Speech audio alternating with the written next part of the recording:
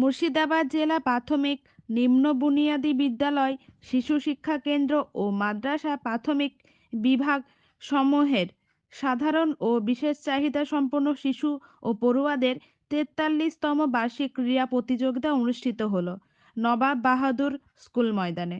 মুর্শিদাবাদ জেলার 5টি সাব ডিভিশনের খেলা অনুষ্ঠিত হলো। এই খেলা উদ্বোধন করলেন বিদ্যুৎ প্রতিমন্ত্রী জনাব আখরুজ্জামান।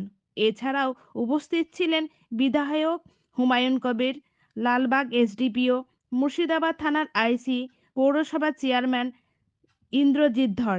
এছাড়াও প্রাথমিক শিক্ষা বোর্ডের চেয়ারম্যান আশিস মার্জিদ। এছাড়াও আরও অন্যান্য বিশিষ্ট ব্যক্তিরা উপস্থিত ছিলেন। সুন্দর মাঠ পাসের মাধ্যমে অনুষ্ঠানের শুভারম্ভ হয়। আসুন দেখি আখরিগঞ্জ নিউজ চ্যানেলের পর্দায়। 43তম বার্ষিক ক্রীড়া প্রতিযোগিতা 2024 সালের শুভ উদ্বোধন ঘোষণা করছি।